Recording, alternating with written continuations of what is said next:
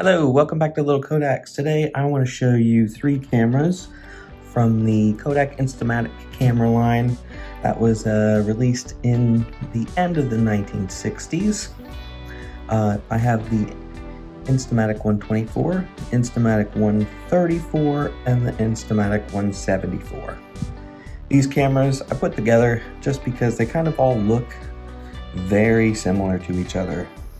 And I'm going to tell you a little bit about each one, and I'm going to show you another Kodak Instamatic camera that's almost identical to these. Some released around the same time, some released way earlier. So the first camera we're going to talk about is the 124 camera. So this camera, I have another video that was the Bewitched TV commercial. This is the camera that they featured inside that commercial. This camera was released in 1968 and it ran till 1971. It used a flash cube and a 126 film cartridge, just like all these Instamatics that I like to show you guys. It didn't have a release on there.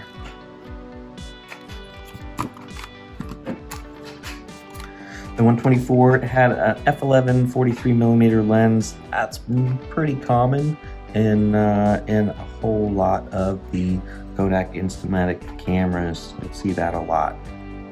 And it had an adjustable shutter speed of 1/40th or 1/90th of a second, depending on if you had the flash cube on it or not. The camera that this one is really similar to is the Instamatic 104. So you can see that these cameras look pretty similar. The faceplate's different though. The top's pretty similar. This one has a metal shutter button. This one has a plastic one. One big difference is our 104 used AAA batteries. And for some reason, Kodak changed to the PX825 battery. I'm not really sure why they did that, but it would take 2 of them. And those guys would go right inside there, and that would be to power your flash. These batteries are no longer made. Maybe they were really popular back in the day. Maybe they were cheaper than AAA's. But yeah, these PX825 batteries, let's give them a thumbs down, because maybe if we could still buy them, that'd be great, but we can't. So that is one of the differences between the 104 and the 124. The 104 actually ended up being better because it has this button on the top that once you're done with your flash cube, you can push it and it ejects it. I guess Kodak decided that that really wasn't necessary. Maybe people weren't using it, or you know, they wanted to save a buck by removing that mechanism, you know, to get rid of that little plastic piece that shot up inside and ejected the flash cube. The second camera I'm going to show you is the 134. It's almost identical to the 124, except it has an electric eye.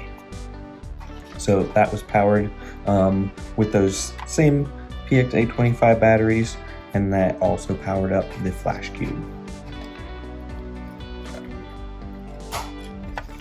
This also does not have a release button on it to take off the flash cube.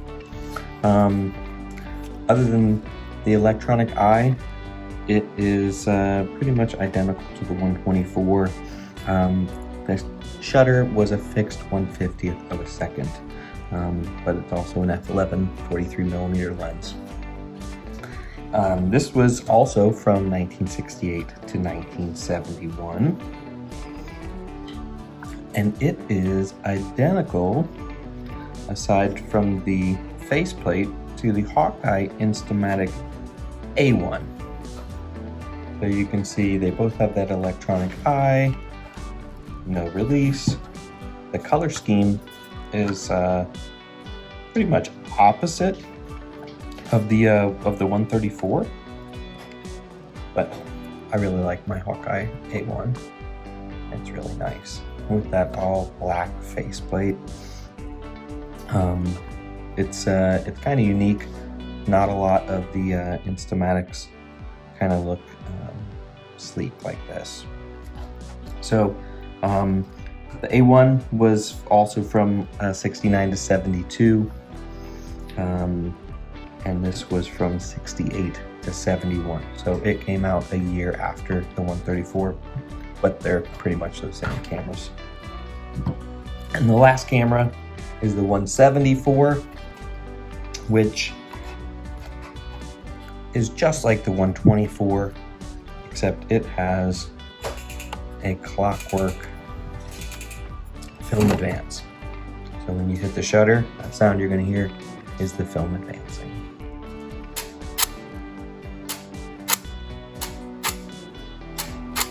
And you can really snap a bunch of pictures off right in a row without having to manually advance that film.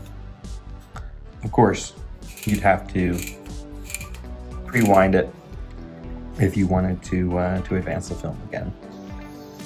This camera was from 68 to 71. It's just like the Instamatic 154. However, the 154 was from 65 to 69. So almost 3 years before the 174 came out, we already had the 154. It used flash cubes. It had the clockwork winding mechanism. And it also has the release button, which the 174 does not have. So I think this is just another case, just like the 124, where they're trying to save some money and they're removing that little feature there. Same thing with the batteries. You know, we use the AAAs here and the PX825 batteries in the 174. That was really big for 1968, I guess. So we always had the 154. They actually sold this for 2 years that this was out. So this was out in 68, and they were selling this in 68 and 69. So I guess if you wanted to have the nice new Kodak camera, you'd get the 174, but they were still selling that 154. So that's it. Those are the 3 cameras I wanted to show you that are kind of similar in the same family. All of them were from 68 to 71 and used the 126 film. Really nice cameras. Not expensive. The 124 retailed for $17. The 134 was $26, and for an extra buck, you could get the 174 for $27. I hope you enjoyed my video. If you did, hit that like button. It really helps us out. And if you'd like to subscribe, it doesn't cost you anything. Helps our channel. And until next time, have a great day.